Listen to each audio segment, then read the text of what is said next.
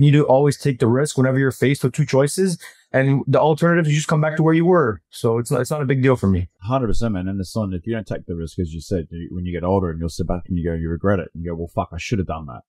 I should have fucking done that, because who knows where life could have led or where I could have been at if I'd made that choice.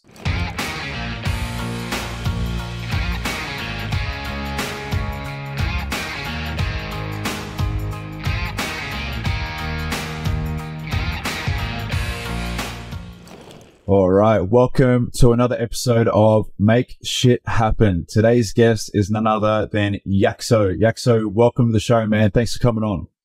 Thank you, brother, for having me, man. I'm very excited to be on my first ever podcast. So I've actually gotten a bunch of requests for maybe 5 or 6 podcasts in the last few months, but I've declined all of them because I was waiting for a special podcast to be my first. So I'm excited to have connected with you.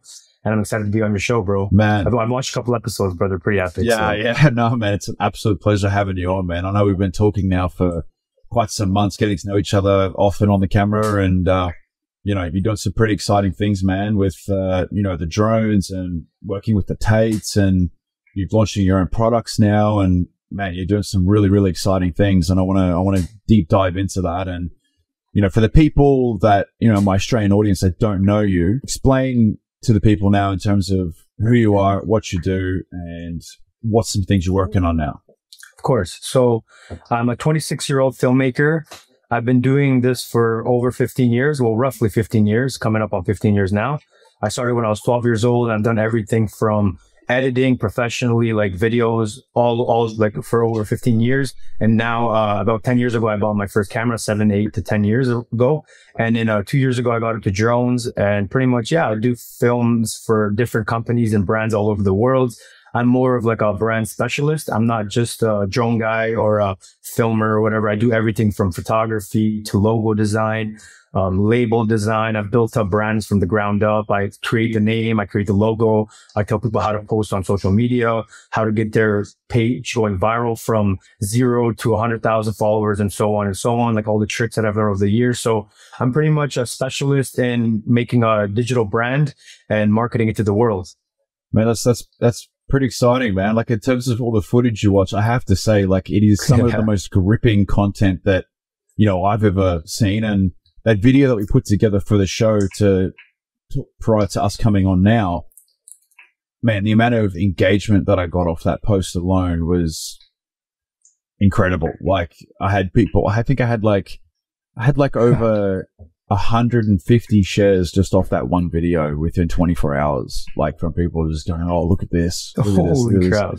So, man, it's really cool. Just in terms of how you awesome, make the content with the drones and the high quality footage, and just how you chop and change every couple of seconds through the content and the footage, man. It's gripping. It looks like I'm watching a fucking movie. It's insane. So, but, thank you, brother. Thank you, man. It definitely comes with experience, man. It comes with over time. I've learned different techniques, and as the years progressed, my style has changed, and now I'm learning due to TikTok and all the algorithm changes, and everyone's attention span drops. So you have a couple seconds to hook someone into the video, and you have to capture their attention really quick, or else they're going to swipe and move on to the next person. So you got to be very smart with what you put in the videos, and you got to know how to capture people's attention in this game. It's attention company. It's an attention economy now, right? Yeah. So whoever can capture attention wins the game. 100%. You have, I think it's 2 seconds now to capture someone's attention before they go on to do the next video. So we can thank TikTok for that. Yeah. But man, I want to yeah, man, exactly, bro. I want to get into, why did you get into this? Why did you get into, brand building and content creation and filming, and what made you start on that journey? All right. So this question goes back all the way to when I was 12 years old. Pretty much I got my first Xbox, and I got Call of Duty, Call of Duty 4, Call of Duty 5. I started innocently playing Call of Duty, and then I got into sniping. So all I wanted to do was showcase my sniper skills to the world, right? So I bought a little Hog HTP VR, which is a screen recorder for video games. And I would spend all summer grinding, from 9 p.m. till 6 a.m. in the morning. I would just be staying up all night trying to get sniper kills and get nice clips to edit. And then that led into me learning how to edit. So I was, back in the day, there was no tutorials like there is nowadays. So it's just through trial and error, right? So you learn from practicing over and over and over again. And I've done thousands of different videos of just different techniques. Like, you know, what's pretty funny? It's like all the same effects that I'm doing today, I've done 12 years ago. So like all the 3D tracking, you see all the different text in the like the logo tracking, the scene, all that stuff I did 12 years ago in the same program that I'm using today. And all like, it just led to me kind of like going from video games to then now real life. So it's the same kind of skill. So it's just experience, right? And then pretty much, so back then I started with Call of Duty. I started making montages and I got really good really fast.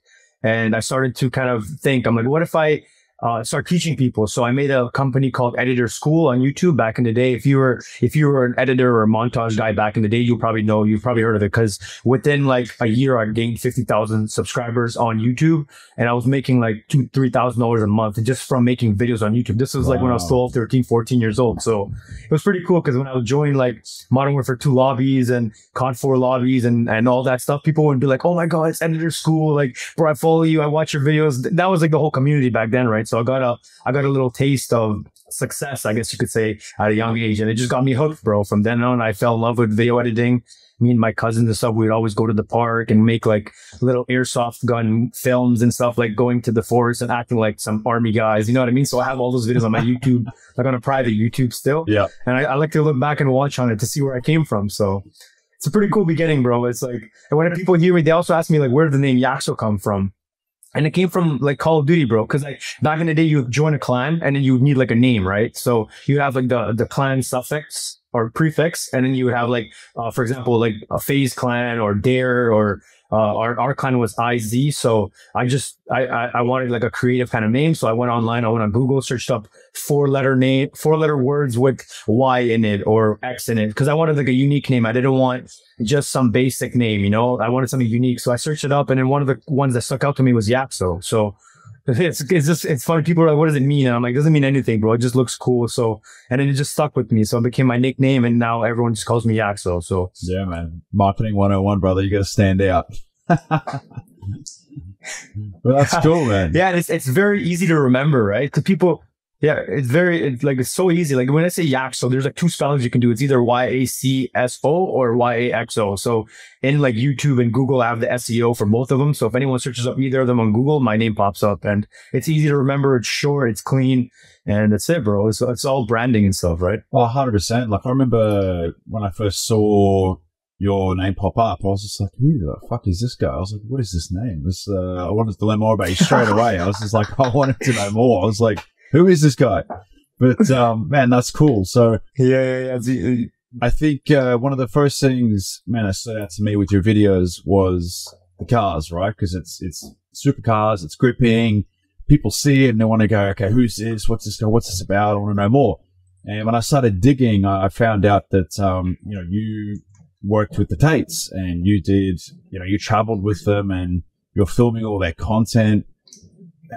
How did that happen? How did you get in touch with them, and how did you start working with the Tates? Walk me through that.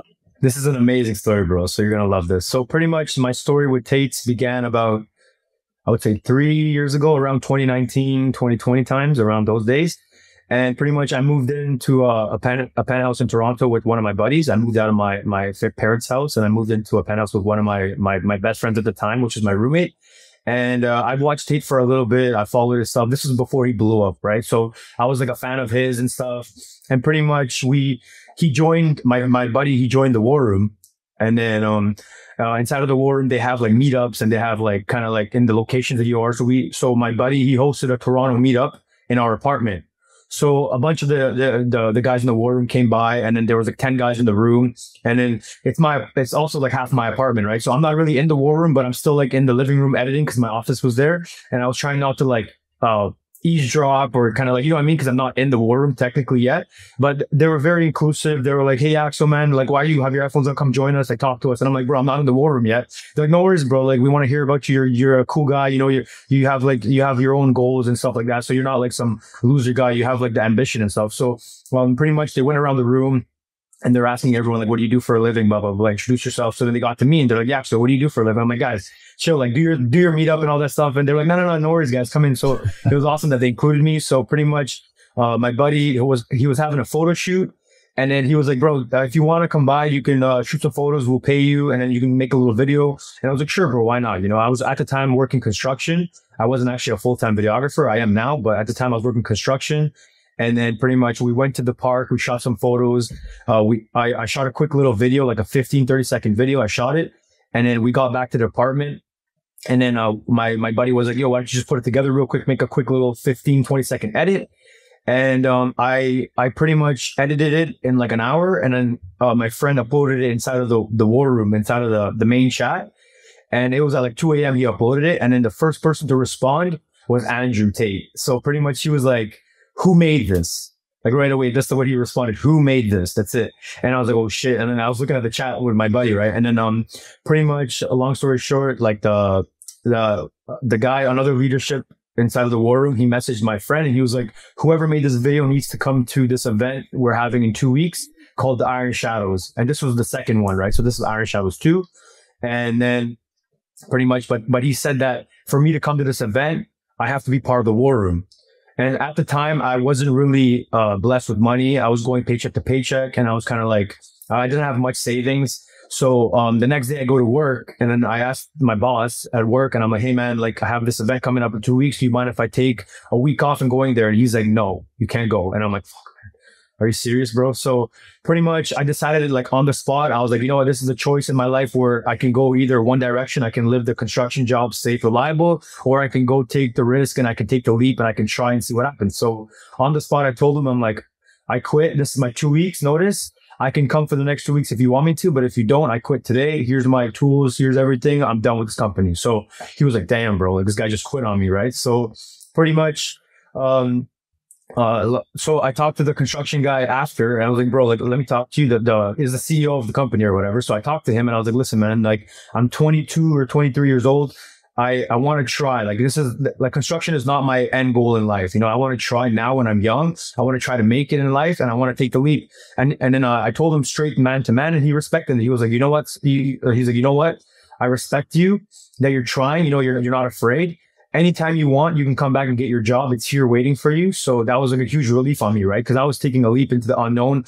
I didn't have any savings. I didn't have much money. And also the funny thing was at the event, they were like, you're not getting paid for this event. So you're spending all this money. You're buying the war room membership, which is like about, at the time, I think $3,000. You're buying tickets there and then you're working for a week for free and you lost your job. So luckily I had a really nice roommate. He helped me with some money. He helped pay for some stuff and I paid him back obviously, but he helped me at the time. And pretty much I told my dad and my dad was like, bro, you're crazy. Like you're quitting your construction job, your safe job to go work for free. And I was like, Dad, listen, man, you don't understand, but one day you will, you know, one day you'll see what I'm doing. Cause I see the opportunity and I always like in life, whenever you're faced with two options, you always got to take the hardest risk because it's a test, right? You're pretty much like, you're testing yourself. If you go the easy route, sure, now you feel good and you feel safe. But in 10 years, 15 years, 20 years, you're going to be like, fuck, man, what if I took that risk, you know?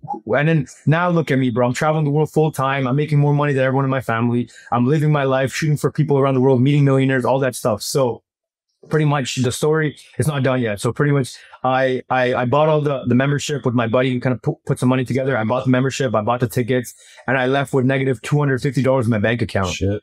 And when I came back, and I left and I wasn't making no money, right? So I was like nervous. I was like, bro, fuck, man, this has to work out, or else if it doesn't work out, I'm screwed. I have to like kind of like get loans or something to figure out, because rent was due the day when I came back. Rent was due that day, right? So I had to pull together some money to pay rent. And pretty much when I was at this event, I can go more in depth after, but I'll tell you the story of like kind of like the Tate stuff first, and I'll go in more in depth of the event, because there was like a lot of stuff that happened at this event and stuff. So pretty much at the event, I was hustling and I shot the event every single day. I would shoot from 11 a.m. till 11 p.m. and then I would sit on my computer and edit from 11 p.m. till 9 a.m. And at 9 a.m., the leadership would come down the stairs because like they slept for a few hours. They'd come down the stairs. I would show them the video and they'd be like, amazing work. And then I would go sleep for 2 hours and I'd wake up and I'll do it again. For 6 days or 7 days straight, I did this, bro. And there was a new video ready to post every single morning. Like it was ready to go, you know what I mean? And you can still go online and search up the videos, Iron Shadows 2 on YouTube or anywhere. You can see all the videos. And there were videos that like these guys have never seen before in their lives. They were like, who the fuck is this guy? where did he come from and how is he making all these videos by himself? Like I was doing single man editing, like I was shooting it by myself and I was editing it by myself, like the whole fucking weekend. And I was loving it every second of it. It wasn't like a chore for me. I was like I would, like in the morning when they would, because they would watch it and then they would say, okay, it's premiere time. So we would go watch it in the other room. And by the time we watched it, I would get the dopamine of everyone losing their minds. They're like, oh my God, this is crazy, bro. And I couldn't sleep. I would be like, fuck, I would be in my bed and I'm like, I have fucking 2 hours to sleep and I can't sleep because I'm just like high off the dopamine, right? Yeah. So pretty much, long story short, so the leadership loved the videos. They absolutely loved it. And they were like, bro, you got to work for us. You got to work for us full time and you got to travel with us. And at the time, Tate wasn't really into the social media stuff. He wasn't really like filming too much. He was filming on the iPhone like, with Luke, and that was okay at the time. So pretty much, I didn't work with them until 2022, which was last year. And then they invited me back for Iron Shadow 7.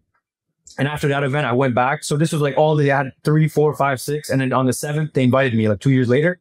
And I went there and I killed it. And then since then, I've been traveling full time with my girlfriend. Like we come back for like a week or two and then we fly out again. So I spent almost a year and a half nonstop traveling the world, bro. That's insane. So, and then also I wanted to add to that the Tate part. So how I met Tate exactly. So it takes for you to get near Tate, you have to kind of be vetted, right? You can't just join the war room, or you can't just message him and go into Tate's circle. You have to be vetted by a lot of different people, and you have to go through, like, these people are not just like normal people. These people are masters. That's human psychology. They know how to read you exactly. Like they'll know if you're lying or you're bullshit and all that stuff. So you have to go through different layers of vetting. And then eventually when they see you're not a threat and you're not like a fake person, or you're not like, you know what I mean? Like, so there's some people that have joined just to act, and then they'll try to like say some shit or get something. And then, you know what I mean? Yeah, so I went through all motives. that. And then after 2 years, they invited me out to the yacht. Exactly. Right. So people, like, there's some evil people in the world and stuff like that. So obviously I'm just like a normal kid. I just want to make videos, bro. I'm not like, you know, I'm not like trying to do anything bad. I just want to make cool videos. And if they don't want me to go, it's fine. Like I'm not hurt from it. It is what it is, right? I understand it's business, but I guess they saw that I was a genuine person and I just love making videos. And they're like, bro, come on the yacht, spend the week with us. And then I got really close with them, and that's it, bro. So since then I've been traveling with them and filming for them full time. That's awesome, man. No, honestly, like when you were talking about how you're just living off that dopamine for 6 days straight, 2 hours sleep every day, like, fuck, man, I can relate to that in so many different ways. Like, it's when you see people reacting to your work and they're going, oh my God, holy shit, like, you vibe off that energy, man. It translates back into you, and it's just, man, it's the best feeling in the world. Honestly, it's the best feeling in the world, man. But bro, that's literally the whole thing with creators, bro. Like when, like the whole, like editing is boring as fuck. Shooting is fun, but editing is the most boring thing in the world. I don't like editing specifically, but I do it for the reward at the end, which is people seeing the video and reacting to it. So once you post it, bro, like you're just like on a dopamine high because you're seeing all the comments coming up, like, oh my God, this is amazing and all that stuff. So it's just part of the creative process, right? When you finally release your project, then you get the reward of like everyone being like, oh my God, it's amazing, or whatever. So it's an amazing feeling, bro. I love it. Yeah, awesome, man. Like I take my hat off to you, bro. Honestly, like going through all that adversity and, you know, knowing that you're leaving that safe, secure job with the paycheck coming in every week, and you've gone, nah, fuck that. I want to go pursue my dreams, and I want to go do something that actually means something to me and matters. And bro, I take your hat off to you, bro. That's, you know, it's not an easy thing to do. And a lot of people will never do that. They will go through their entire life wanting to do something like that, and then they don't fucking do it because they don't have the balls. So, man, I take my hat off to you, man. That's admirable. Yeah. Thank you, brother. Thank you. And that's the biggest fear of mine is regret. Like, I don't want to be 80, 90 years old in my deathbed, like dying and being like, fuck, man, I wish I took that risk. I wish I wasn't such a bitch in my life. I wish I didn't care about what people thought about me. I wish I took that. You know what I mean? Like, that's my biggest fear in life, not anything else. Like, sure, I could have done really bad on the event, and I could have never been hired, and I could have just came back. And what's going to happen? Oh, I go back to my job and I get my construction job back, and I'm back to where I was. Yeah. Like, what's the big, you know what I mean? Like, I don't get why people are so afraid of taking risks. Like, you can easily find another job. It's not the end of the world. Like, you're not going to fucking die. Obviously, if you have a family and you have responsibilities and you're older and you have mortgage and all that stuff. So it's a lot more different. And I understand that. I've read a lot of books in my time. So I understand that when you have have a lot of responsibilities, then you can't take as much risks. So I knew I had to take a risk when I'm young in my 20s, or else I'm going to be 30 with kids and having to stay at construction because that keeps the kids fed, right? So because I've read a lot of books, I kind of understand that, and I've experienced life through other people's problems and their kind of like experiences. So that's why I've always kind of like understood that you need to always take the risk whenever you're faced with two choices, and the alternative, you just come back to where you were. So it's not a big deal for me. 100%, man. And it's not, if you don't take the risk, as you said, when you get older and you'll sit back and you regret it. And you go, well, fuck, I should have done that. I should have fucking done that, because who knows where life could have led, or where I could have been at if I'd make that choice. But, man, when it comes to, bro, what was it like working with them per se? Like, is in terms of like, you can see everyone's perception of them through the videos and through all the shit that's out there in the media right now. And, you know, it's either Andrew and Tristan are the guys where you either love them or you hate them. There's no middle ground. It's people either love them or they can't stand them. So yeah. What's something that you can share in terms of working with them, and I guess that you would say your perception of them versus what people see on social media? Yeah, of course. So it's kind of funny because every single time I meet someone like on the street and they're like, "Oh, you're Yaxo," first thing they ask me is like, "What's it like working with Tates?" Like, that's the first question they always ask me. So I've answered this question like 100 times already, and I'll keep answering it the same way. And honestly, bro, like, in real life, these guys are the most humble, nice guys I've ever met in my life. And it's very surprising to me because when you watch them online, when I was watching them like a couple years ago, I was kind of a little bit nervous meeting them, right? Because like, you see their online personality and you see how like savage they are, and they're cutthroat, you know, they're like, "Oh, what the fuck you doing?" Like, blah, blah, blah, blah, blah, like, get your shit together and all this stuff. But bro, in real life, they're so nice, man. I was so surprised because like my first experience with Tate was I was in Bucharest for the test. And it's an event for the war room and stuff. It's on the Rumble if you want to watch it, the test. And pretty much I was there a day or two before, and I went to his house to meet him in his headquarters or whatever with the security guards and all that stuff. So I went there and I was a little bit nervous because like when you go there, I'm expecting him to be like all rude and like not rude, but more like savage mode to me and stuff. And like I walk in the gate and I see him from across the lawn, and the first thing he does, he looks at me, he smiles with his huge smile, and he just walks over to me, gives me a hug. He's like, "How you doing, Yaxo, man? Nice to have you here. It's a pleasure. I've seen your videos. You're amazing. Like welcome to my house. Like, this is your home. If anything you want, let me know." Like, he was so sweet. And I'm like, bro, what the hell? I've never met someone so nice that's been this like wealthy and this influential in my life. And then like right away, he's like, "Guys, we're gonna go for dinner. The SUV, the Mercedes SUV is pulling in. Anything you guys want on dinner, it's on me. Don't worry. Order bottles of wine, order whatever you want. It's taken care of. No problem at all." Like, you know, it was so nice. And then when we get there, like we had two Mercedes vans. The one in the back was us, and the one in the front was him and like Tristan and all those guys. So Sartorio was there too. So we pretty much go inside the place, and then on the street, like you can see when you get out, you can see how famous this guy is when you're chilling with him. Like, so we get out of the car, within 5 seconds there'd be a circle around him of just kids, like not kids but like teenagers and like young guys, kind of like us, you know, like bro, like across the road, they would run across the road, like 30 of them, bro. Like and then Tate's such a nice person that he would take time out of his day to take a photo and say hi to every single person in that line. Like he was like, "Guys, go in, I'm gonna come in a bit." So we had his security guards around him in case obviously someone's trying to be like a threat. But pretty much one by one, bro, he went to each person, took a photo. "Hello, how are you? Nice to meet you, blah, blah, blah." You know, so I was like, damn, bro, I didn't know this guy was like this famous, you know, and this was like a couple years, this was before he blew up. Yeah. So imagine now how famous he is, bro. So yeah, like working with him and Tristan, bro. Tristan was super nice on the yacht. Like, he would always be like, "Yeah, actually put your camera down, man. Like, come chill with us. Like, grab a drink. Like, fuck off. Like, stop filming, you know, like stop filming and come chill with the boys." So it was cool that they included me, because I've had clients that are like, why is the camera down? Get up and work. Like, you're getting paid to work, you know?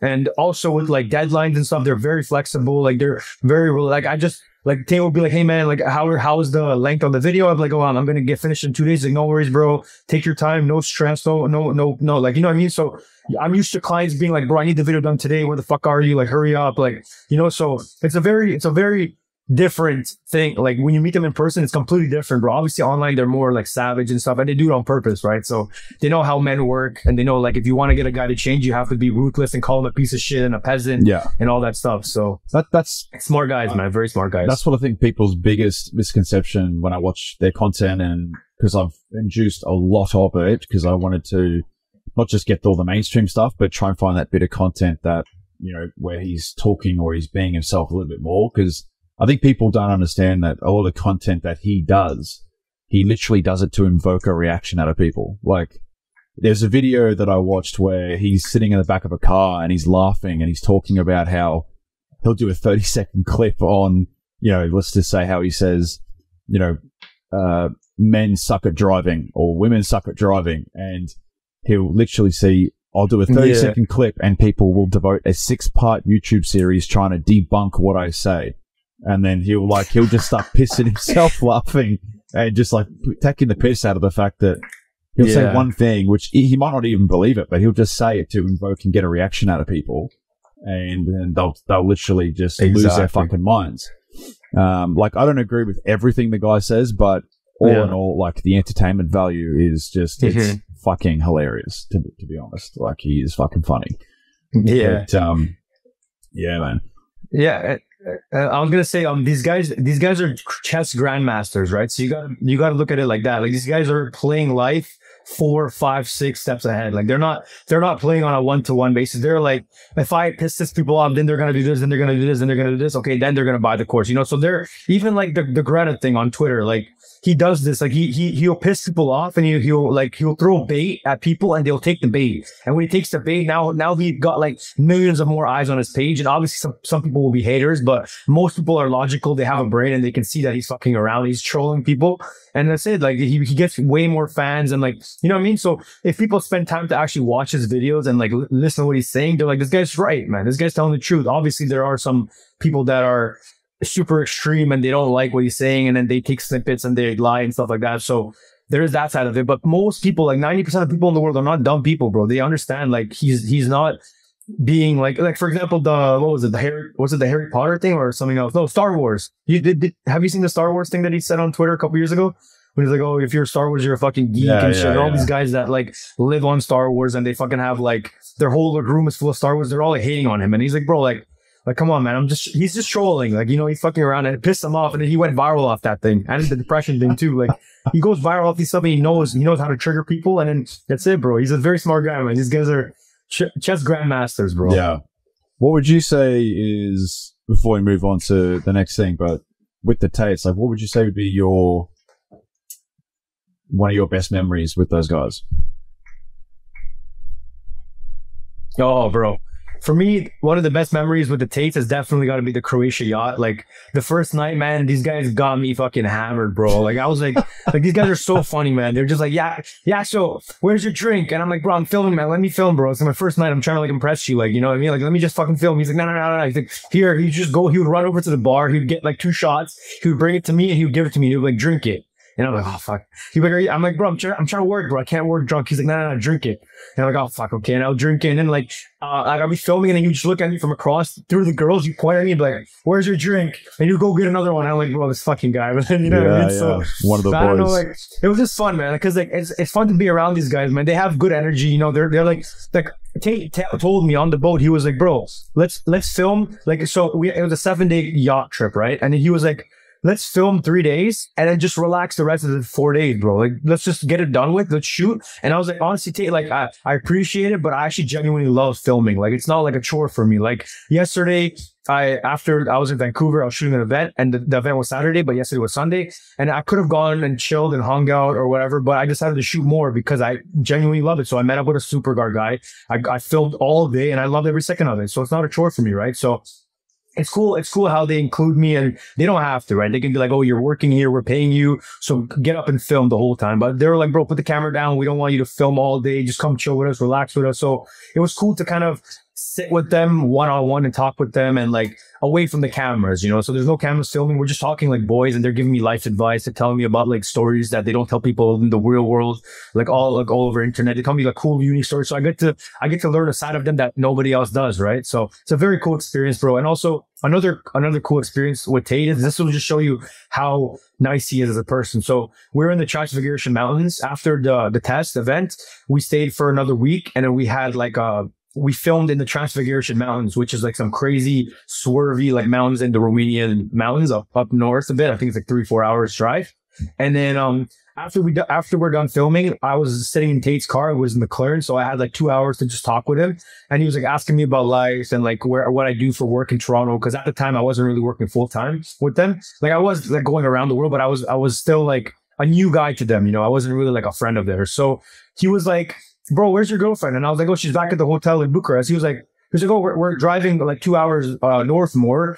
Let me know if you want. I'll call my security. He'll pick her up and he'll drive her to fucking where we're going." So I was like, "Oh shit!" Like I was like, "Bro, don't worry about it. Like, you know, you're a busy guy. Don't worry. Like your security guard's gonna watch your house." He's like, "No." He's like, "Bro, don't worry about it at all. Let me call them right now, and then your girlfriend will be waiting for you at the hotel." And I'm like, "Bro, this guy's so nice. Like, you know what I mean? He doesn't have to do that. He can be like, 'Bro, fuck off. Like, I don't care. Like, come film and leave,' you know?" So like, that's how nice this guy is. And I'm like, "Damn, bro, this guy's really nice as a person. Like, he's genuinely a good person." Like, and a lot of people that are broke aren't like this. So if this guy's like a fucking billionaire and he's saying this to me, like this guy, that shows his character, right? And there's no cameras filming. It was just me and him one-to-one. And he doesn't really know me that well. He's offering to bring my girlfriend 4 or 5 hours drive with the security guard and pay him and then get her a hotel room. Like, you know what I mean? So these guys are like, I can't say enough good things about them, because my experience with them was like mind blowing to me. And I'm just like, bro, if these guys are nice, then why the fuck are these poor people being such assholes to me? Yeah, he seems like I can see that side of him where if he thinks that you're a good person and he likes you, like he will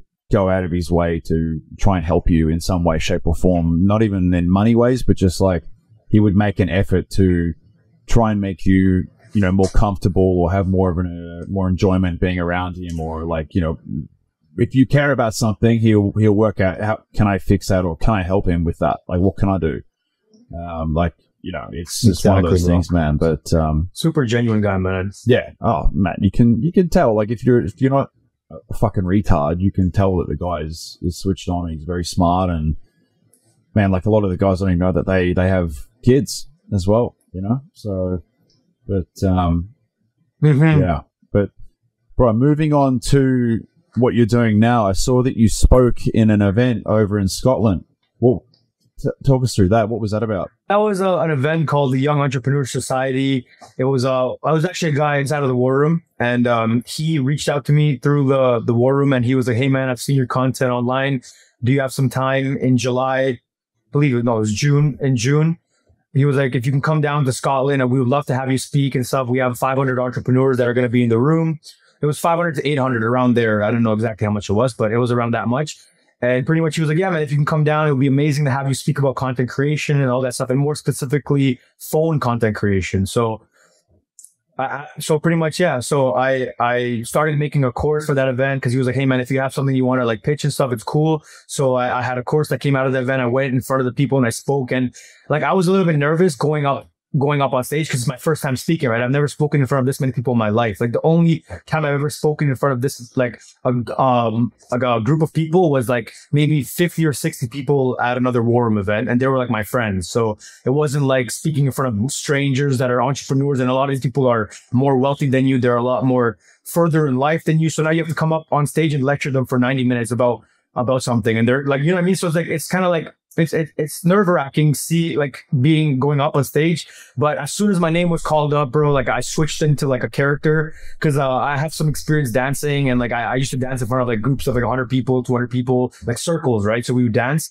and I have experience shuffling and all that stuff. So as soon as I was called my name, it switched on like the shuffle mode. So I just went boom into the character, and I wasn't nervous at all, bro. I went on stage and I was just making jokes. I was cracking jokes. I was freestyling the whole presentation pretty much. And it was natural to me. I felt like I was in front of like my friends and stuff, and like I could see the crowd. People were giggling and laughing and shit. It was hilarious, bro. So it was an amazing experience. Like I thank Richard and Paul and all those guys for inviting me. Like those guys are straight G's, man. They're killing the game in UK. And I think that was one of their like smaller events, but they have events like big ones every few months or something. So it's an amazing experience to meet them and see them in real life and all that stuff. So thank you to them, man. Yeah, fuck yeah, man. No, that's really cool, because I used to be a DJ back in the day, so I used to do like little not, well, that went little, but I've had, you know, 5 to 6, 7,000 people I've played in front of, and again, like I love speaking. Speaking's like one of my favorite things to do. So if I get the chance to talk in front of a crowd or to an audience, like it's like that, man. As soon as you come on, it's like bang, you just switch on straight into character, and man, the energy and the vibe, you can fucking feel it in the room, man. I love it. It's the best. But when it comes to content creation, let's talk about this, because social media right now, like you said, we're in the digital economy right now. Like, it's all about attention. It's all about, you know, what kind of CV do you have online? Like, how influential are you? How many people's attention can you command on an instant? So with building a personal brand and things like that, like, I've gone on my own little journey of it, but I would like to hear your thoughts on how important is it right now, especially if you're a business owner, or if you've just started a business, in terms of your digital footprint and being online and trying to obviously build up an audience. How important is that right now in today's age? Of course. Amazing question. So making a digital brand and going online and showing what you do is possibly the most important thing you can do, because now everything is digital, bro. Every single old person, every single young person, every single like teenager, everyone has a phone, and this is the way people connect. And if you're not on social media, if you're not posting about your brand, nobody knows who you are and nobody really cares about you, right? So I have a really cool story that kind of like put things into perspective. So a few weeks ago at my dad's house, he got his driveway done, right?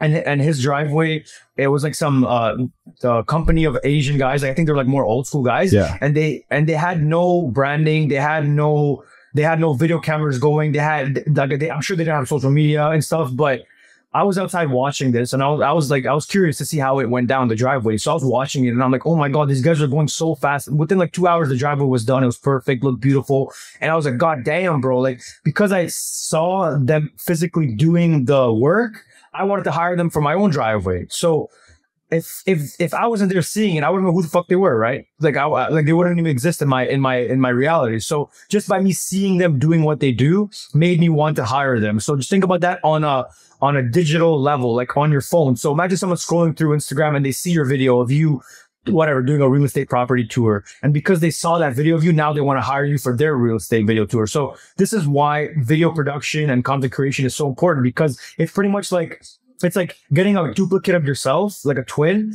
And every video you make is like a replication of yourself. So you're putting it out into the universe, yeah. Right? So you make a video, you post it, and then you go to sleep. It's kind of like passive growth. So while you're sleeping, this video is circulating through the world. People are seeing you, they're following you, they're seeing who you are. Because people are on the phone, and through Instagram, TikTok, YouTube, everything, you can literally meet millions of different possible clients all over the world with just one video. So if you're not posting video, I don't know why. Like I don't know, maybe you don't know how to, maybe you're just like, you think you're too cool for that, but like you should, like, I think it's the most important thing ever to have an online brand and have someone specifically that knows what they're doing post for you, because it's kind of like an investment, right? People will buy fake followers and they'll buy views and likes and comments, but they won't buy an editor, or they won't pay for someone to make content for them that will get them genuine, real followers that will buy from them in the future. Like, because of my followers now, I'm pretty much booked out for the next 6 months all over the world just by me posting. You know what I mean? So that's how powerful it is. If I didn't post my content, where would I be getting clients from? Like walking door to door at fucking stores and asking people to pay me? Like, you know what I mean? So like, posting on social media is the most important thing. You have to have a brand nowadays. You have to have not just a brand, you have to have a professional brand that people can see quality, because you're competing with other people. Like there are 100 different people competing with you at the same time for the same client. So what makes you stand out? Why would people pay you over other people? And that's it. So you got to make sure you have your quality on point. You got to make sure you post consistently, and you got to make sure you have something great to sell, because people won't buy otherwise.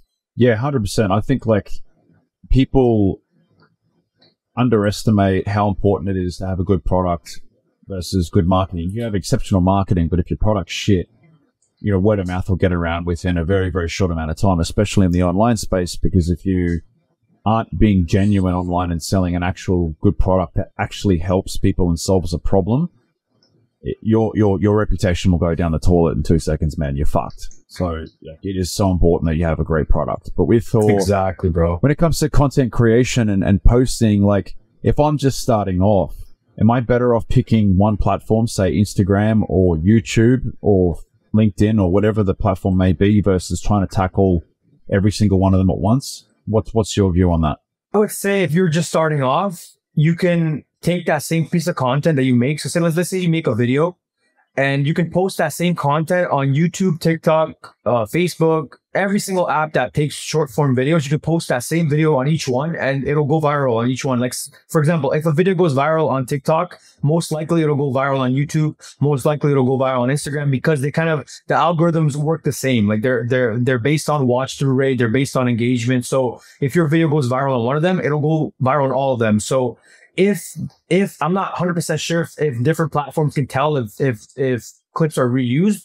If it is reused, just take the first second or the first 2 seconds and just change the clip to something else, put a different text on screen and post it. So it's like the same kind of content, but it's 1 or 2 clips are changed and it's a new piece of content, but it's the same exact video that you posted on each platform. And I don't see a problem with posting on all of them. If you're posting on one, just repost. Like, it takes 5 minutes to post it on YouTube, the same caption, the same kind of like video. So it's not really a lot of extra work, right? So why not go on all of the different platforms and just focus on one? And you have higher chances of blowing up on one of those 4 if you're posting on all 4 than if you're just posting on one and not blow up. Yeah, because I think one of the biggest issues people have with content creation is they can't be fucked to do it, because they think it takes so long and so much time and effort to post on all the different platforms, and in their eyes have, like, you know, different content for each platform. Like, as you said, you're repurposing one content across 4 different platforms. So again, if I'm starting off and, you know, like they don't have your know-how or your skill or knowledge, what would be a sound content strategy per se for filming? Like, are you better off filming short form content? Are you better off filming long form and then cutting it down to short form content? Like, what's a content strategy in your head that people can use to help build their brand? Of course. So what I would say if you're a beginner is, I would say, first off, find a place that you can dedicate to filming. So like, for example, I have my room right here. I set it up like $50 for the wall tiles, $10 for the fucking logo cardboard thing right there, and some lights with like $100. I have like a professional studio. I have some lighting here and there, and pretty much have a room where you can go and you can batch film content. So yeah, pretty much like you got to first know what to film, right? So what I would say is figure out some misconceptions or some myths about your specific niche. So if you're in real estate, figure out the misconceptions of real estate, whatever it is, like flip-flop sales, it doesn't matter. Like whatever you do in this world, you can make content out of. So nowadays with the creation of TikTok, long form content is dead. Like obviously there is a time and place, like podcasts for like people driving, and YouTube when they're eating, all that stuff. There's a place for long form content, but for the most part, people are scrolling on their phones and they're looking through Instagram, TikTok. So short form will give you much better return on your investment than if you were to shoot long form content, because you have much higher chance of reaching more people with the more videos that you create, right? So I would say make a list of different kind of myths or stuff that you want to make videos on. Buy a little tripod for $10 off Amazon, put it in front of you, buy some lighting equipment, maybe a ring light, or if you have more money, you want to invest in like some professional setups, you can buy one for like $500, like 2 of them, 2 lights as a package softbox, and then just sit down, look in the camera and just talk. Like, just be like, okay, 3 reasons why you're not making as much money in real estate as you should be. Boom. Reason number 1, reason number 2, reason number 3, or like 3 myths for investments or something like that, you know? So you just film the video, and then you can take that same video and you can funnel it to some editor in Bangladesh or India or anywhere around the world, pay them $15, and they will make you a crazy viral video with like their editing skills. And that's it, bro. Instead of buying followers and act like you know what you're talking about and like being famous, why don't you just pay for someone to help you make the content and go viral yourself? Or you can learn yourself how to make content, because it's very easy. It's not that hard to do, and save the money, put that money into equipment and get more professional equipment. And that's it. With time, you get better and better and better. And with time, as you post more consistently, the algorithm starts to reward you more and more and more. And eventually it's just a time game, right? So if you're posting consistently over a long period of time, it's just a matter of time before you blow up. And you get better with each video too. So that's like one of the best things. Like each video, you'll learn something new, and then you'll add it to the next video, and you'll get better and better and better. So over time, you just get like over time, you become a professional just by doing the thing that you do. Yeah. With your content, what's one of the biggest things that you've learned that stuck out in terms of clips that have gone viral versus clips that haven't? What's been the differentiation, do you think? I would say the shorter the video, the better chances. Actually, no. I take that back because there are some short videos that I've posted that haven't gone viral, and there are some long videos that I've posted that haven't gone viral. So I would say the number one thing is you want to post quality content. Like you want to have, and by quality, I don't mean like a DSLR 4K camera. And by quality, I mean like what's inside the video. Like, is it teaching someone something? Is it entertaining them? Is it inspiring them? Like why would somebody in this world watch your video and share it to their friend? Is it a quality video? Like, is it something that people can learn from or it benefits their life? And if not, then why are you posting that? So a lot of my content, obviously I work with Tate, so he has a big following to begin with, but a lot of my content, it's luxurious content like supercars, mansions, villas, all that good stuff, private jets. And then I make short form content with captions and motivational like quotes and stuff like that. So my content is very shareable. Like people will share it on their stories and send it to their friends and talk about it because the content kind of relates to their life. Like I also talk about like escaping the matrix and like leaving your job and wanting more in life, not just a 9 to 5 and stuff like that. So you want to find a way to make content that people will share, not just talking about your life. Like if you're posting vlog videos about you and nobody knows who you are, why would somebody share your vlog? You know what I mean? Yeah. Like they don't know who you are. They don't know what you do. So you have to first give value to people. And then when you give value to people, then they'll follow you naturally because they can rely on you. And they know that every single day you're going to show up and you're going to post something valuable, whether it's inspirational, educational, or motivational, or just knowledge. You know what I mean? So that's what I would say. Just make sure whatever you're posting, it has a purpose. It's not just something of your daily vlog or something. It's something that people can learn off of you, and then you become a subject matter expert, and people will follow you naturally. Yeah. I think one of the biggest things that's definitely helped me over the past 2 years when I've been trying to build my personal brand has definitely been going on podcasts and getting in front of other people's audiences as well. Because as soon as you put yourself into someone else's audience and you get the eyeballs from them onto you, you're automatically exposing yourself to, let's say, an extra couple of thousand people or 10,000 people plus a week from going on to say podcasts and getting interviewed and putting yourself in front of other people's audiences. It's also a very, very good way to make money as well when you're getting in front of other people's audiences. But I think the content game, as you said, it's short form for me has definitely been my best result. But in terms of the view's always going to be long term, like, because you're not just going to post for a month and then all of a sudden something's going to go viral and you're going to become famous. It's not how it works. Like, look at the Taste. They would have been doing this for, I don't know how many years, 3, 4, 5 years before any of their stuff probably kicked off. So, and that just shows you the perfect example of when you have high value or entertaining content, as you said, the goal should be, when I'm creating this content, is this shareable? Would someone share this to their friends? Exactly, bro. And also, like, the algorithm will reward you based on consistency. So if you're posting once every 2 weeks, you're not consistent, So what I always strategize to people, I tell them, they're like, what can I do? I would say, you're already not posting, so why don't you create a vault for yourself? Like, you're not posting anyways right now, so just make like 10, 15, 20 videos and have them ready, and just have like a launch day where you're kind of like starting to post. And then from that day on, you're posting every other day or every 2 days, no matter what happens. And you're not going to stop. So you have a queue of 2 weeks, 3 weeks where you can make new videos. So pretty much the idea behind the vault strategy is you have a queue of videos that if you miss a day or you're busy or you can't create content that day, you have a lot of different content that you can just post. So you're consistently posting. And then as you post, the algorithm sees it. They're like, okay, this guy's trying.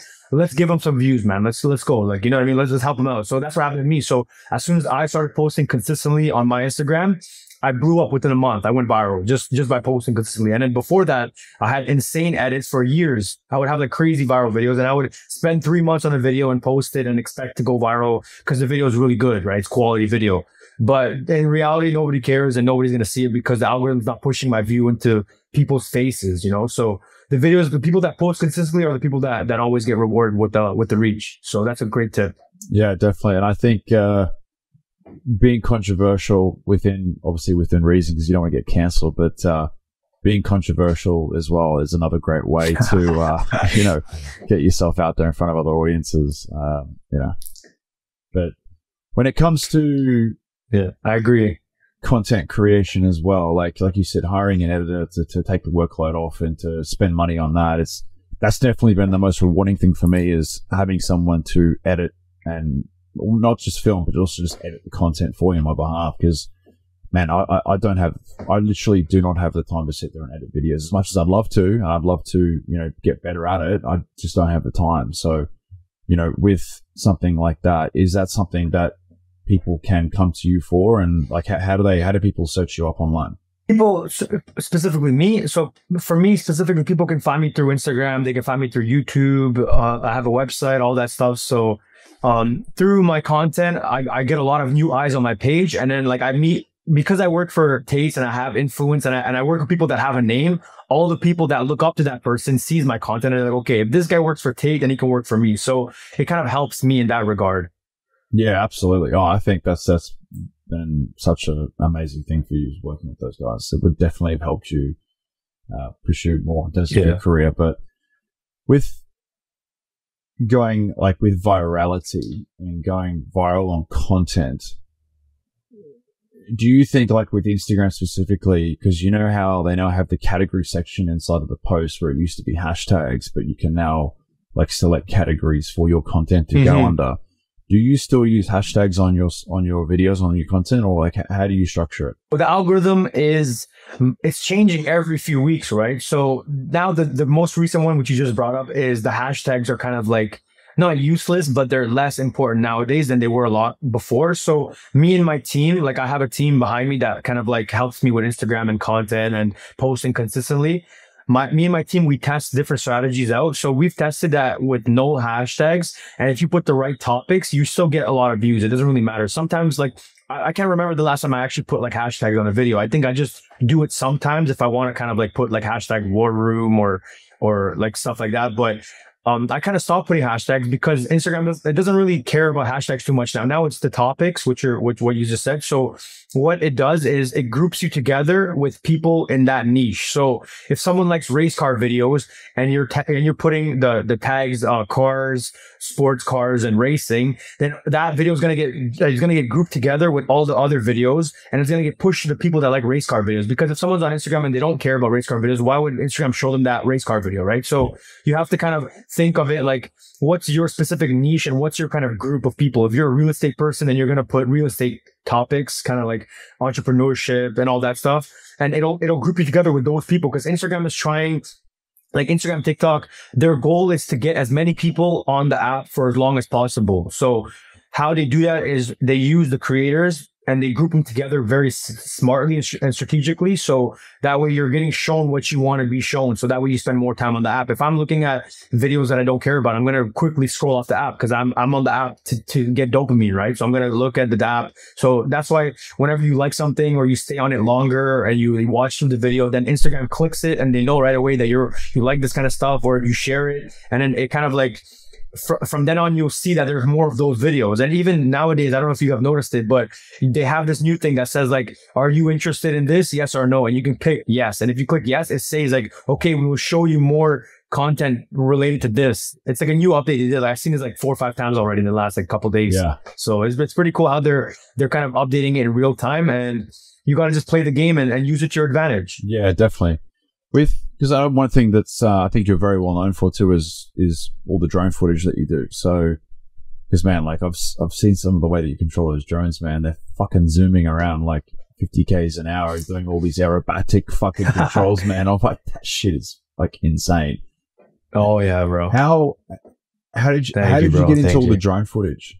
All right, so this is a great story. So pretty much, and it comes with a good lesson. So I believe like the best way to kind of go viral is to do something before other people. So become a pioneer in the game, right? So about 3 or 4 years ago, drones started to become popular through a popular creator named Sam Colder. It wasn't like, I'm sure it was there before him, but he used it in one of his videos. And I saw this and I was like, bro, what kind of drone is this? Like, cause it was a video of somebody doing a backflip off a cliff and he went into the water, and the drone would flip over him and it would go with him downwards. And I'm like, bro, I've never seen this before. Cause like there's the FPV drones, which is the first person view drones. You put like goggles on your head and you're looking through as if you're like a bird flying like through the cockpit of a plane, you know? So you're flying in first person and it's not like a line of sight drone. So like DJI Mavics and all those stuff, the drones that go like front and back and like up and down, those drones are more like old school drones. I'm sure they have uses in specific shots, but FPV drones are something new that came into the market and it changed the game completely. So I saw a gap in the market and I knew that this would be something that I needed to get on ASAP, because if I got on this early, then I would grow with the trend. So what I did was I bought a controller and I learned how to fly it. I spent like 6 hours a day on simulators. Like literally I would spend 6 hours every single night just playing the simulator. And like I would just like have the controller in my hand. I would race. Like there was like little gas you hit in the game and I would race for hours and hours and hours. And it's kind of funny because like my roommate at the time, the same one I was talking about earlier, he was like, bro, why are you wasting your time playing video games and stuff? Like you should be going out and doing like getting more jobs and all this stuff. And I'm like, bro, like you don't really understand what I'm trying to do, because I see the value in this skill. And a year later, now I'm traveling full time with some of the biggest names in the world, and they're specifically picking me specifically because of the drone, but because I do everything at once, right? So if they wanted a drone guy and they wanted a photographer and they wanted a video guy and they wanted somebody that delivers in the same day or the next day and is professional, smart guy, social awareness, they just have one choice, which is me, right? Because other people you can invite a drone pilot and a photographer and a video guy and this and this. You have a team of 6 guys on the yacht. But if you only have one space for one guy, then you need Yaxo, because Yaxo does every single thing at once. So that's why it's kind of like a skill that I've built, and I'm happy I did so, because nowadays every single creator is trying to get drones and they're learning, and they're back in the first days, they're trying to learn how to fly it and the basic stuff. Bro, I'm flying under cars, through windows of cars while it's moving, around people's legs, through people's legs, like different shots like this. And I've had 2 years of experience flying around the most expensive cars in the world. So it kind of trains your stress tolerance, because the first time I flew around somebody, I was nervous, right? I was shaking my hands like this, bro. I couldn't fly straight. And then I went to Tate's house, and Tate, like I was flying around Tate. So I flew around him for the first time. I was shaking because like I didn't know, like I didn't want to crash, right? You get nervous. So you build nerve tolerance as you do more and more and more. So now I can fly around Bugatti and I won't even break a sweat, bro. I'll be like, whatever. I'll fly over Bugattis and fucking supercars and all that shit. So now so now that it's gone viral and a lot of people love these drones, I have the experience of 2 years, and now I can just take on jobs and not worry about crashing. Yeah, 100%, man. No, it's expertise through repetition. That's just, as you said, like you build up no tolerance through just continuing to do something day in, day out, and that's just how you get better. There's no magic fucking pill or secret. It's just repetition. Continue to do it day in, day out. And also doing it before other people, right? So if I was learning now, I would be in the same group of people that are just learning FPV. So it's already like it's progressed, right? So now there's so many different people. It's kind of becoming oversaturated, because every single creator now is an FPV drone pilot, but they're all beginner drone pilots. So you gotta, when you see a gap in the market and you see something new come out, kind of like Threads. Like Threads came out a week ago or 2 weeks ago, and I was kind of like pushing people to get on it, because I didn't know if it was going to go be the new Twitter or to be the new thing. So I was like, bro, get on Threads, like just make an account and start posting, because whenever something new comes out, you grow with the trend. Yeah. So as I was posting, I was getting like thousands of followers every single day, so you gotta be one of the first people, and you gotta see these opportunities before they blow up, because same thing with crypto, same thing with all this stuff. So you gotta be one of the first, and you gotta be in early, and you gotta try it out. If it doesn't work out, like kind of Threads is dead now, it is what it is, bro. Like not a big deal. Who cares? Yeah. Do you see Threads lasting? Honestly, bro, I think it's dead already, to be honest with you, bro. Like I haven't signed it in like a week already. And I've seen a video that people were saying that Threads dropped like 70% of its active users, because it's one of those things that just come out and it's like linked to Instagram, one of the biggest apps in the world. So people are like hyped on it and they're like, oh, it's gonna be the new thing, it's gonna be the new thing. But then as reality sets in, people get bored, and then I haven't even opened the app in like a week, so I don't think it's gonna last, bro. There's no way it compares to Twitter. But a funny story, bro.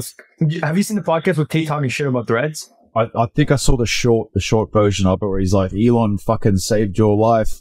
What are you doing on Threads? Get the fuck off Threads. Get on Twitter.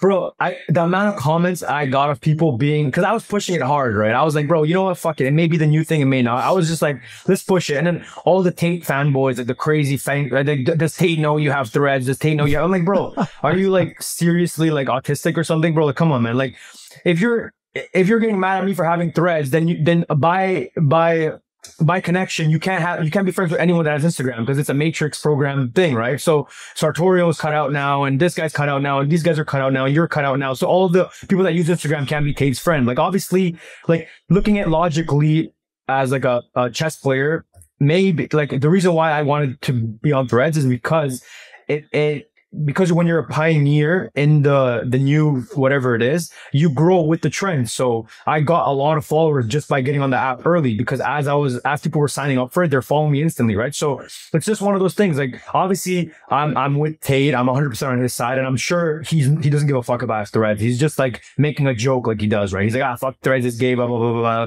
But like, I'm sure Tristan used Instagram until he got banned, right? So it's not really like it's not really a thing where, you know, if I have Threads, I can't be in Tate's circle because he thinks it's gay and shit. People take things so, like, literally. Like, bro, like Tate will talk shit about sushi and people will never order sushi in his life. He was like, oh, Tate talk shit about sushi, I can't have sushi in my life. Or Tate talk shit about vaping, I can never vape in my life. Bro, like, chill out, man. Like, it's not that serious, bro. He's just making a joke. He's fucking around. Nice. Like, people are so like they hear it and they're like, okay, I can never have sushi in my life. And I'm chilling with Tate on the table. He's ordering sushi and I'm looking at him, I'm like, bro. And he's like, nah, it's for the girls, it's for the girls, it's for the girls. And it's just I'm like, like, you, man, bro.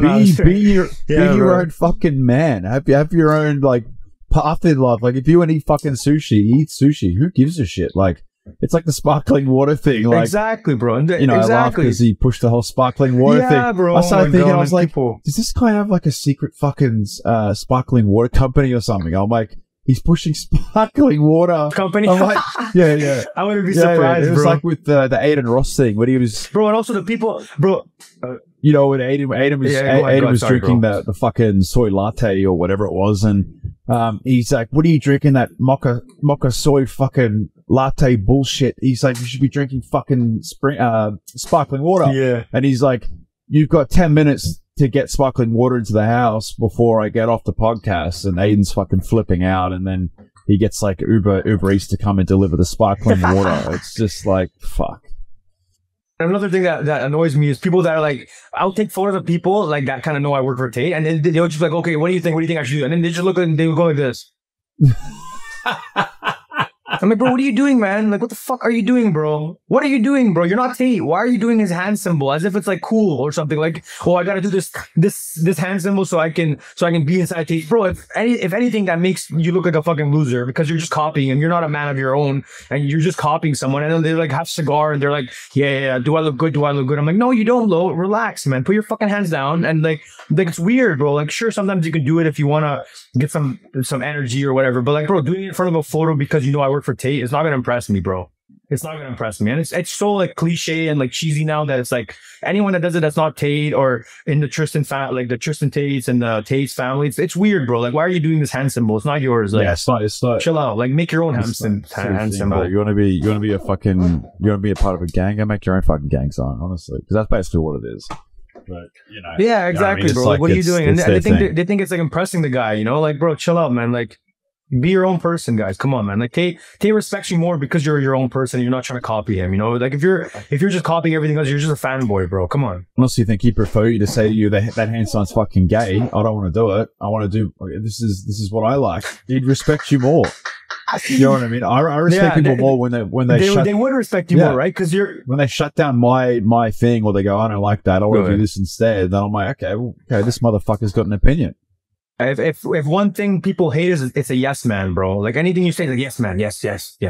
Bro, like, say your opinion. Like, why are you scared, bro? Just say your opinion. Like, what's the problem? He's gonna say, oh no, okay, no, like, I don't want to do that. Let's do this. Okay, bro, let's do what you want to do. You know, so you gotta have like some balls in this world, bro. Like, people just like they just become yes men and that's all they do, bro. They just follow the trends and they stay quiet and then they die and people forget about them. So you gotta have your own life, man. You know what I mean? So I'm sure like Tate's knowledge and wisdom is amazing, but don't take everything so literal, bro. Like, relax. Like, I'm sure Tate's ordered sushi and fucking, you know what I mean? So it's not the end of the world. I know, but that's why I laugh when you see all these fucking morons that take everything literally. I'm like, do you not have a brain to look at what he's saying versus what he actually means? And if you watch him when he talks, when he says shit, he's trying to hold back his smirk when he says it because he knows it's so ridiculous with half the shit that he says.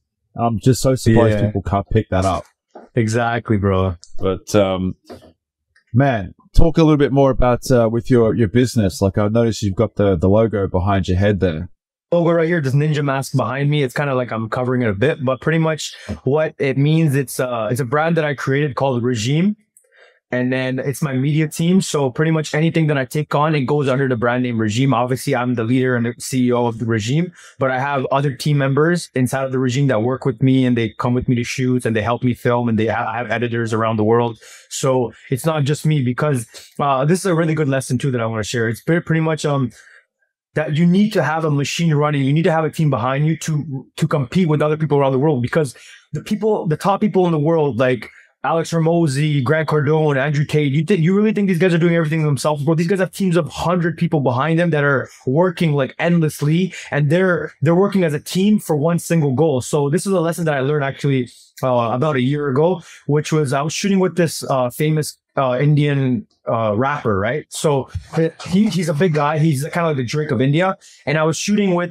I was an FPV drone for their shoot, so they would hire me for my hourly rate, and I would send them the drone. So I asked this guy, because every single Friday, without fail, this guy would have a professional edited music video. Every single Friday it would drop, and it would get like 100 million views, 200 million views. And I'm like, bro, how are you creating all these videos professionally in this amount of time? And he's like, bro, you guys are so crazy. Like, you guys try to do everything yourself. I have a team. So pretty much he told me he has a machine running, right? So he was like, I hire you for drone content. I shoot a 2-day music video with the client, and then I take that video and I send it to some guy in India, and then I pay him his rate. He pays me my rate. And then when he takes the workload off of him, he can go out and meet new people and shoot for more clients. So this guy has like a machine rolling, right? So he has me for drones, he has the other guy for editing, and he's the guy filming it and getting the clients in. So pretty much every single Friday, there's a new video dropping, and he's making like fucking millions, bro. This guy's so rich. And I'm like, bro, this guy's so smart. So I kind of took that and I applied it to my own business. So now I have like 2 editors working for me, and I have some film guys that I hire here and there and stuff like that. So because you can't do everything yourself, right? You can only do so much as together than you can yourself, right? So I usually go film projects, and then I'll send some of the projects to my editors, and then my editors will make a draft of it, and then I'll take the draft and I'll add my own touch to it. I'll change some stuff, I'll remove some stuff, and then I'll finalize it. I'll do the color grading and all that stuff. So I have a team running behind me, and then that's allowed me to create more content, take on more clients, and make more money at the end of the day. And everyone wins, right? So I have editors in Bangladesh. I have editors in different countries all over the world that they don't have access to these kind of supercars. They don't have access to these kind of clients. So working with me, they get to do what they love, which is they love editing and helping, and like they like to be a part of these projects, right? So that's one of the main things that I've learned is like you got to have a team behind you, because if you don't, you're gonna get ripped apart by people that have like 8, 9 people on the team. So going back to the Regime thing, so I have the Regime is my media team, and then I also have the Regime Academy, which is a course kind of another company that I'm building, but it's a course company. So it's pretty much teaching people how to create content, and then so there's different kind of courses, right? So right now I have one course, which is a mobile mastery course. And this is for like the general population. So if you don't know how to create content, if you're a beginner and you want to learn like all the secrets of how to create content professionally, we're using just your phone. So in that course, I go through all the different steps. So how to take that phone, how to film it in the best quality, what angles to use, how to set up a setup like this, how to get the lighting right, the audio equipment, how to get professional audio on your iPhone, how to use AI and stuff like that. So the first chapter is just the phone part, teaching you how to use the phone. The second part, so chapter 2, is the AI revolution. So using the best AIs in the world, like ChatGPT, there's so many time bowls.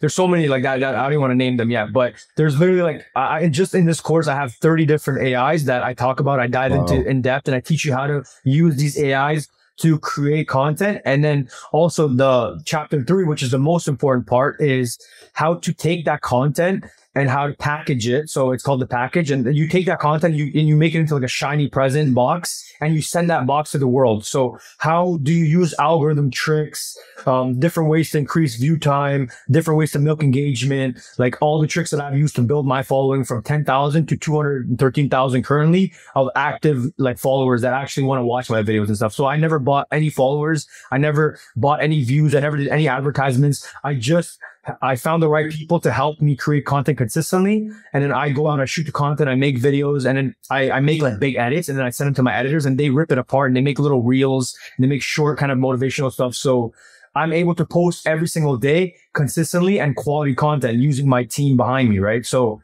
this is like the strategy that you got to use. You got to treat your content creation business or your company as a team. You can't just do everything yourself. You only have so many hours in the day. So you got to figure out the right people in your team. You got to vet them correctly, because there are people that they're sneaky people that kind of like try to take your clients and they lie to you and all that stuff. So you get better and better over time reading people, and eventually you get a team that's reliable, they're trustworthy, they're loyal, and then you grow with them and you help them out too whenever you can. So I'm going to bring my team up with me to the top, and I'm going to make sure they have Lamborghinis and all that shit, bro. I'm not going to make money and then not give my team money, right? So this is how I work as a person. If you help me, I help you back. Yeah, absolutely. And that's it, bro. And that's the regime team. Yeah, you always got to give more than you take at the end of the day, man. 'Cause it always comes back tenfold. I don't care who you are or what you do, but if you lead with value and immense fucking value over a long periods of time, the ROI on that will just be extensive. I mean, you look at Hormozzi's, man, like Alex, his book, it was pretty much the only thing that you could buy off him for, I even still think to this day, like his book was the only thing that he's sold people. His YouTube channel, his website, he even had a full course on his website on basically how to launch a digital product and sell and create offers. And like, I think that was like a 8 or 9 part series on his website. It's still there now. You can go and watch it today. Like, it's all completely free. All his YouTube, like that YouTube channel, I think has more value than any business degree in the fucking world. I don't care. You're talking Harvard or any of those, the best universities in the world. That man has given more value in business, in my opinion, than any other creator on platforms, in my opinion. I think he's the best to ever do it. And that's just to show you, I agree. When you lead with bro, value and free content and information. I'm not saying it's not smart to have something to monetize in the back end, because I think if you're starting off and you're a new business owner, you do need the influx of money. You need cash flow. But when you are doing what he's done, like people, like he always says all the time, he harps on about it. If you can go, 2-3 years of just giving so much immense value, like you will build your own community and your own audience that will then, when you finally go to launch a product or you have something to sell, you've given so much value that in their head, they're going to think his free stuff is better than anyone's paid product or program or service. Imagine what this product will be like when I actually give him some money. So, like, and I think when you think about it in that way, it just makes so much sense. And the online space is riddled with fake gurus and people that just talk shit and just want to scam people and take their money, that when you, I guess, do it in a way like where Alex has set up his audience and what he's done it in such a smart, brilliant way that people unequivocally just trust him, because he's built that rapport with his audience over such a long period of time now, through his YouTube channel, through Facebook, Instagram, and he's also his books. Well, he's now got 2 books. I think it's got $100 million Leads is his new book that he's just about to bring out now. But I think it's honestly, it's one of the best long-term ways to build up an audience with what he's done. You gotta provide value for free, and then over time, you if you're consistent, people will just follow you and they'll wait for your content, right? So he's very smart.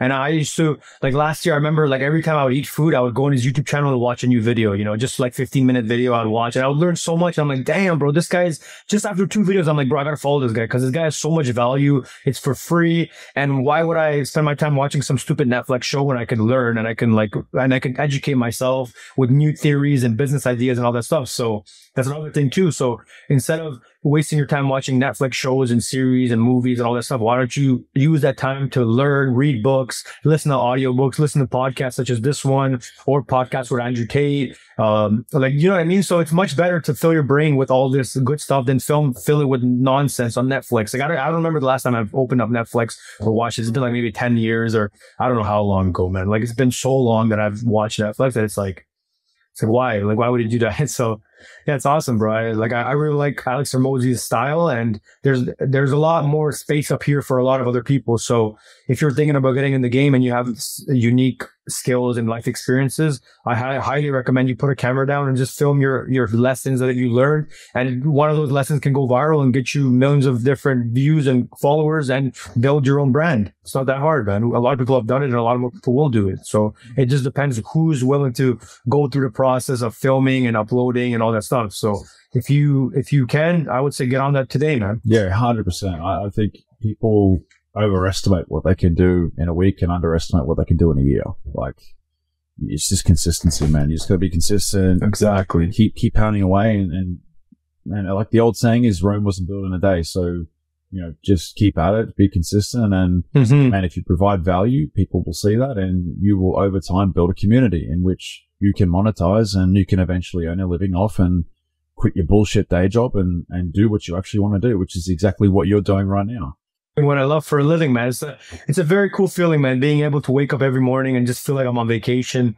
And it's like I'm getting paid for what I love doing, right? So I would be filming regardless if someone was paying me or not. So if I can get paid for it, it's an amazing thing, bro. So I think everyone can find something that they genuinely love. And then if you can figure out a way to make money, then you're living life, man. It's not about how much money you can make, but it's about what you're doing on a day-to-day basis. If you're making millions of dollars and you hate your fucking life working some shitty job, then like, you're not going to be happy, right? No, definitely not. Definitely not. And I think, yeah, if you're doing what you love, you're going to get fulfillment. If you're getting fulfillment, you're going to be a lot happier as a person.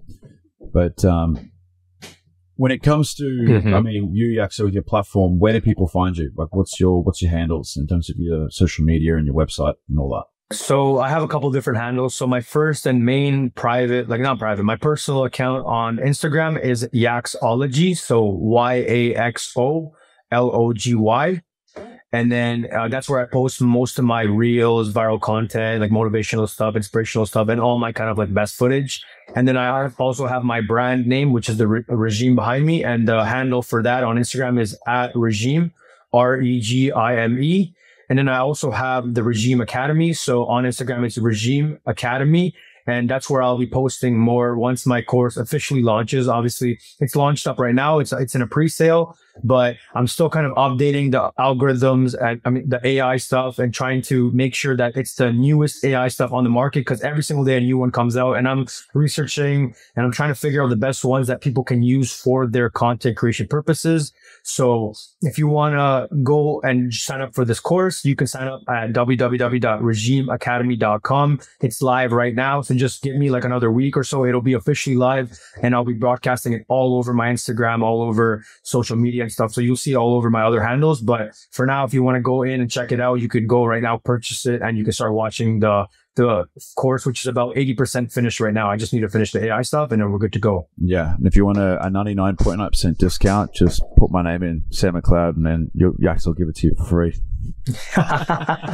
I say it, bro. I got you guys, man. Just put Sam McLeod in there, and we'll make it happen. No.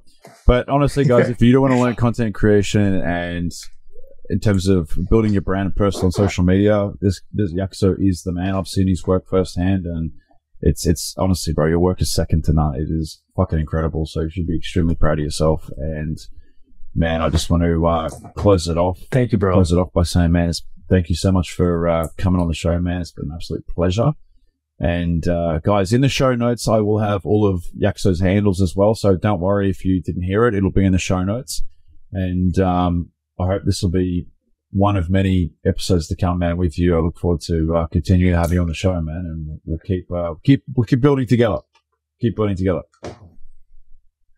Amazing, brother. Thank you, man. I'm excited to meet you in December, right? Australia. Yeah, I'm coming 100%, by. Man, December, brother. We should awesome, bro. We should definitely try and throw a little event together as well, man. I think it would do extremely well.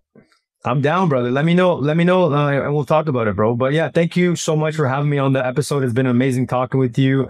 I know it was a little bit of a hiccup trying to get the times right because we're in different parts of the world, but we made it happen in the end, and I'm very happy with how it happened. So I hope the podcast help a lot of creators and other people around the world. So if you guys are interested, you guys know where to find me, and you know where to find Sam. So thank you guys for watching, and I'll see you guys next time. Awesome, brother, man. Thanks for coming on.